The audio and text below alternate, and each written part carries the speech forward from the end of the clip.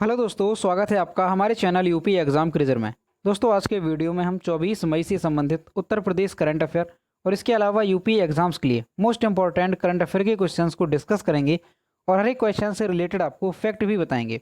और वीडियो के अंत में हम आपसे ये क्वेश्चन भी पूछेंगे जिसका जवाब आपको कमेंट बॉक्स में देना है। और अगर आपको इसकी PDF डाउनलोड करनी है तो आप हमारे टेलीग्राम ग्रुप से इसकी PDF डाउनलोड कर सकते हैं। टेलीग्राम ग्रुप की लिंक आपको वीडियो के डिस्क्रिप्शन में मिल जाएगी। तो चलिए आज का वीडियो शुरू करते हैं। पहला क्वेश्चन है, हाल ही में वाराणसी के किस स्थल को यूनेस्को की विश्व धरोहर सूची में शामिल किया गया? ऑप्शन नंबर ए है गंगा घाट, बी है रामनगर किला, सी है सारनाथ और डी है दुर्गा मंदिर। इसका जो करेक्ट आंसर है वो है option number A Ganga Ghat. UNESCO की विश्व धरोहरों की सूची में भारत के 6 स्थानों को शामिल किया गया।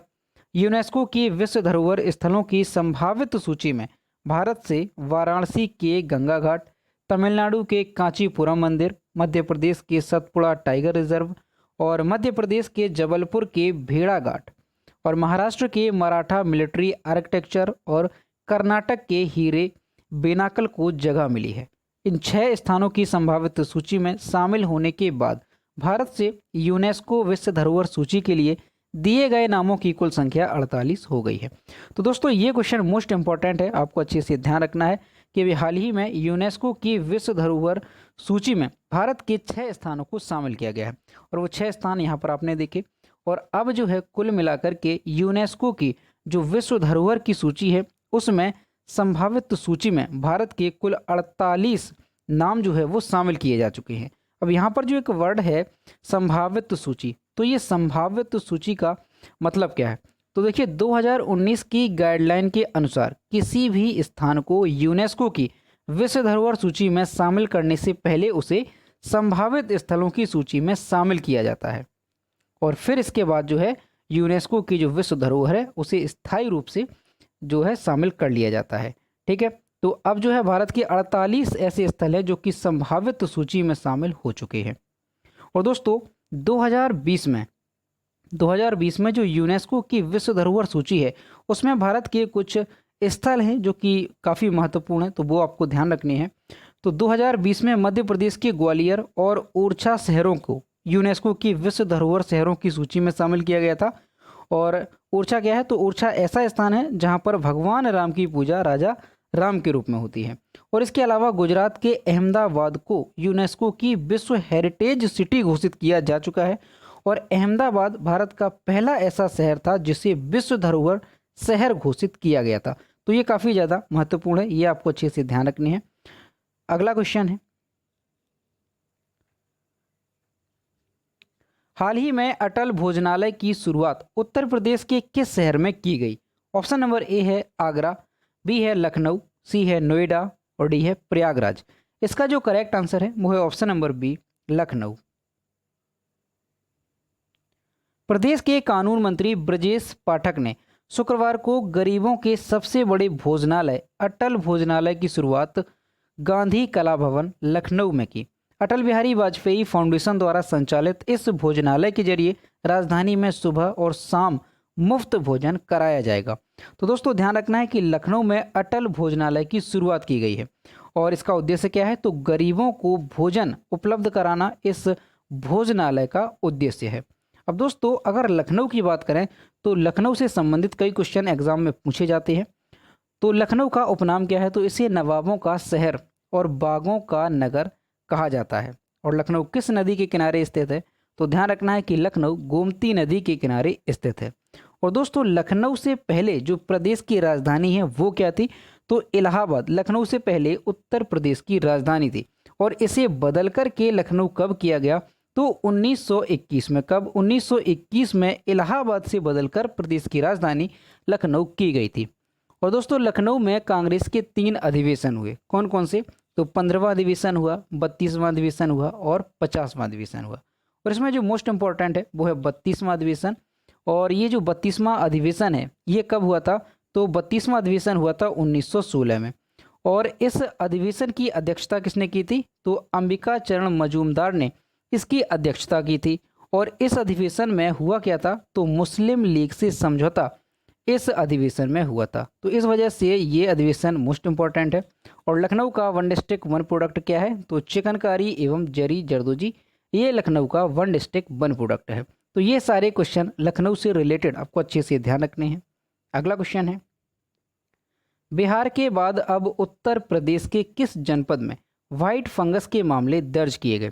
ऑप्शन नंबर ए है बरेली, बी है वाराणसी, सी है कानपुर और डी है मऊ। इसका जो करेक्ट आंसर है वो है option number D, Mau. Black fungus mucormycosis रोग पूरे उत्तर प्रदेश में फैल रहा है। ऐसे में मऊ जिले के एक मरीज में सफ़ेद फंगस का मामला पाया गया। इससे पहले बिहार में भी व्हाइट फंगस के मामले पाए जा चुके हैं। उत्तर प्रदेश के मऊ जिले में एक शख्स को अप्रैल में कोरोना हुआ था। दिल्ली के अस्पताल में इलाज के बाद वह लगातार स्टेरॉइड पर था। कुछ समय बाद उनकी आंखों में आई फ्लोटर्स बन गई और रोशनी चली गई। यह यूपी में व्हाइट फंगस का पहला मामला बताया जा रहा है। सफ़ेद फंगस की मृत्यु दर वर्तमान में अज्ञात है। तो दोस्तों, उत्तर प्रदेश में जो अभी ब्लैक फंगस के काफ़ी ज़्यादा जो मामले हैं वो पाए गए, लेकिन अब जो है प्रदेश में एक नई बीमारी आई है। सबसे पहले अगर देखा जाए जो व्हाइट फंगस है इसका केस कहाँ पर पाया गया? तो सबसे पहले बिहार में इसका केस पाया गया और अब जो है उत्तर प्रदेश में भी इसका एक केस पाया गया है। और ये जो व्हाइट फंगस है तो ये उत्तर प्रदेश के मऊ जिले में एक शख्स को हुआ है। उन्हें पहले कोरोना हुआ था और उसके बाद उनका जो है इलाज दिल्ली के अस्पताल में चल रहा था, लेकिन उसके बाद जो है उनकी आई फ्लोटर्स आंखों में बन गई और रोशनी चली गई।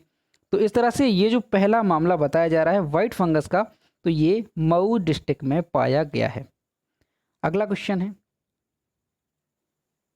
2022 फीफा अंडर 17 महिला विश्व कप अक्टूबर 2022 में किस देश में आयोजित किया जाएगा?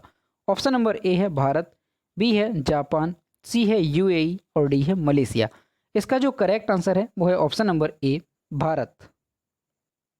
2022 फीफा अंडर 17 महिला विश्व कप भारत में 11 से 30 अक्टूबर 2022 तक आयोजित किया जाएगा। यह वैश्विक आयोजन 2017 में फीफा अंडर 17 विश्व कप के बाद भारत द्वारा आयोजित होने वाला दूसरा फीफा टूर्नामेंट होगा। 2017 में फीफा अंडर 17 विश्व कप के पास फीफा के इतिहास में सबसे अधिक युवाओं के भाग लेने का रिकॉर्ड है। तो दोस्तों, आपको ध्यान रखना है कि 2022 का जो फीफा अंडर 17 महिला विश्व कप है इसका आयोजन कहां पर किया जाएगा? तो इसका आयोजन भारत में किया जाएगा। और कब किया जाएगा? तो ध्यान रखना है 11 से 30 अक्टूबर 2022 को इसका आयोजन किया जाएगा। अगला क्वेश्चन है, मई 2021 में पोलैंड की वॉर्सा चिड़ियाघर में एक माउंटेन बोंगो शिशु का जन्म हुआ। माउंटेन बोंगो निम्नलिखित में से किस IUCN की संकटग्रस्त प्रजातियों की लाल सूची में स्थित है? ऑप्शन नंबर ए है संकट निकट, बी है घोर संकटग्रस्त, सी है असुरक्षित और डी है संकट मुक्त। इसका जो करेक्ट आंसर है वो है ऑप्शन नंबर बी, घोर संकटग्रस्त। मई 2021 में पोलैंड के वॉर्सा चिड़ियाघर में एक माउंटेन बोंगो शिशु का जन्म हुआ। संकटग्रस्त प्रजातियों की IUCN की लाल सूची के अनुसार अफ्रीकी वन मृगों में सबसे बड़े माउंटेन बोंगो एक घोर संकटग्रस्त प्रजाति है जिसमें 70 से 80 वयस्क बच्चे हैं। यह जानवर निशाचर होते हैं और अपने लंबे सींगों की वजह से अद्भुत दिखते हैं। तो दोस्तों, ये क्वेश्चन भी इंपॉर्टेंट है, आपको अच्छे से ध्यान रखना है कि जो संकटग्रस्त प्रजातियों की IUCN लाल सूची के अनुसार जो अफ्रीकी वन मृगों की एक प्रजाति है माउंटेन बोंगो, ये एक घोर संकटग्रस्त प्रजाति थी। लेकिन अभी हाल ही में मई 2021 में पोलैंड के वॉर्सा चिड़ियाघर में एक माउंटेन बोंगो शिशु का जन्म हुआ। तो आपको ये ध्यान रखना है कि इसका जन्म कहाँ पर हुआ है? तो पोलैंड के वॉर्सा चिड़ियाघर में। ठीक है, और यहाँ पर आप इमेज में देख सकते हैं ये होते हैं माउंटेन बोंगो जो एक प्रजाति है। अगला क्वेश्चन है, चमन लाल गुप्ता का मई 2021 में कोविड संबंधित जटिलताओं के कारण निधन हो गया। वे निम्नलिखित में से किस क्षेत्र से संबंधित थे?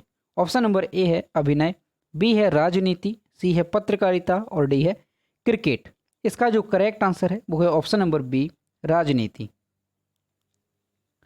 भाजपा के वयोवृद्ध नेता और पूर्व केंद्रीय मंत्री चमन लाल गुप्ता का 18 मई 2021 को कोविड संबंधित जटिलताओं के कारण निधन हो गया। वे 1996 में जम्मू के उधमपुर निर्वाचन क्षेत्र से 11वीं लोकसभा के लिए चुने गए थे और 1998 और 1999 में 12वीं और 13वीं लोकसभा के लिए पुनः चुने गए थे। उन्होंने नागरिक उड्डयन, खाद्य प्रसंस्करण उद्योग और रक्षा जैसे प्रमुख विभागों को संभाला था। तो आपको ध्यान रखना है कि भाजपा के ये काफ़ी बड़े नेता थे और ये पूर्व केंद्रीय मंत्री भी थे, चमन लाल गुप्ता। इनका निधन जो है 18 मई 2021 को कोविड संबंधित जटिलताओं की वजह से निधन हो गया। और यहाँ पर इमेज में देख सकते हैं, ये थे चमन लाल गुप्ता जिनका हाल ही में निधन हो गया है। अगला क्वेश्चन है, Maharashtra chamber of commerce, industry and agriculture ने पुणे में भारत का पहला कृषि निर्यात सुविधा केंद्र शुरू करने के लिए निम्नलिखित में से किसके साथ मिलकर कार्य किया है?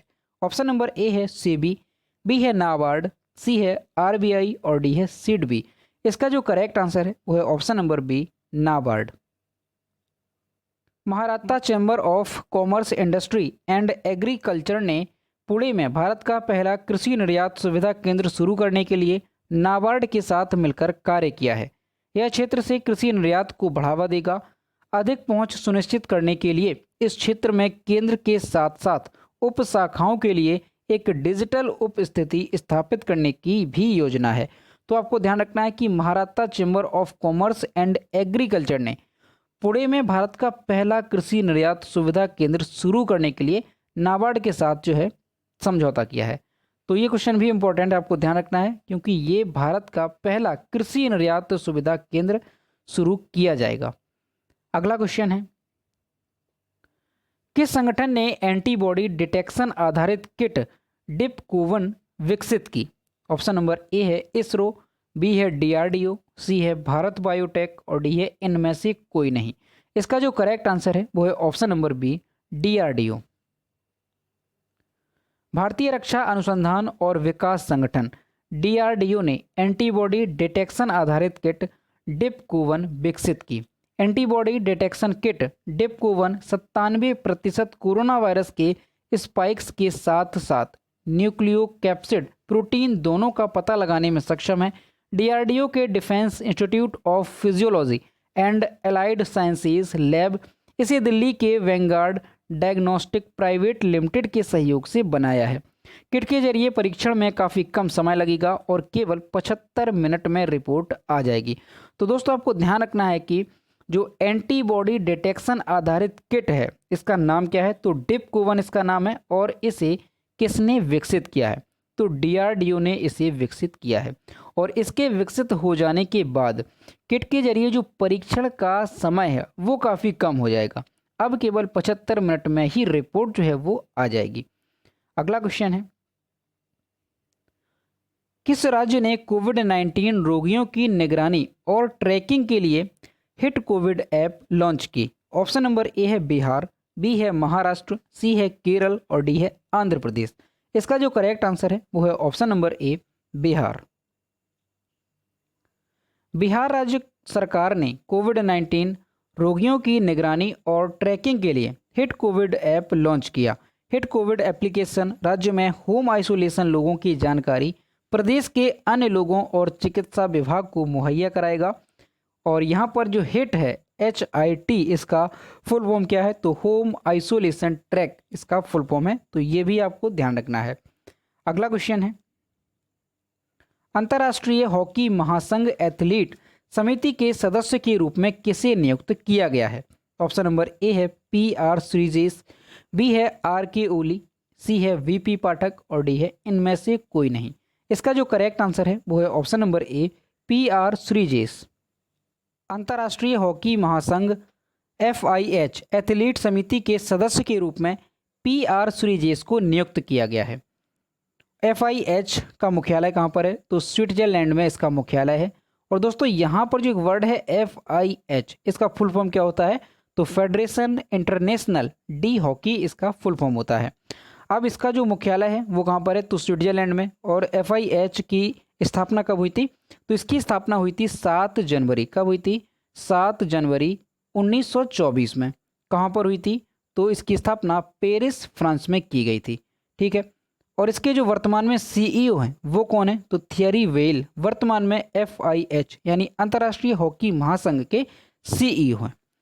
तो दोस्तों ये थे 24 मई से संबंधित उत्तर प्रदेश करंट अफेयर और इसके अलावा यूपी एग्जाम्स के लिए मोस्ट इंपॉर्टेंट करंट अफेयर के क्वेश्चन जो कि हमने डिस्कस किए। अब हम देखते हैं कल के वीडियो का क्वेश्चन जो हमने आपसे पूछा था। तो ये है कल के वीडियो का क्वेश्चन जो हमने आपसे पूछा था, हाल ही में इलाहाबाद हाई कोर्ट के नए मुख्य न्यायाधीश कौन बने। इसका जो करेक्ट आंसर था वो ऑप्शन नंबर सी था, संजय यादव। और लगभग सभी स्टूडेंट्स ने इसके सही जवाब दिए। और हर रोज़ मैं आपसे कहता हूं कि जो भी क्वेश्चन आपसे पूछा जाए तो सभी लोग उसका आंसर जरूर किया करो। तो ये है आज का क्वेश्चन, हाल ही में सुंदरलाल बहुगुणा का निधन हो गया, वह किस आंदोलन से संबंधित थे। ऑप्शन नंबर ए है दांडी मार्च, बी है चिपको आंदोलन, सी है असहयोग आंदोलन और डी है चंपारण आंदोलन। तो इसका जो भी करेक्ट आंसर है वो आपको कमेंट बॉक्स में बताना है। तो दोस्तों अगर आपको आज का वीडियो पसंद आया हो तो वीडियो को लाइक करें, शेयर करें और अगर चैनल पर नए हैं तो चैनल को सब्सक्राइब करना ना भूलें। साथ ही बेल आइकन को भी प्रेस करें ताकि टाइम टू टाइम नोटिफिकेशन आप तक पहुंचता रहे। तो मिलते हैं नेक्स्ट वीडियो में। Thank you.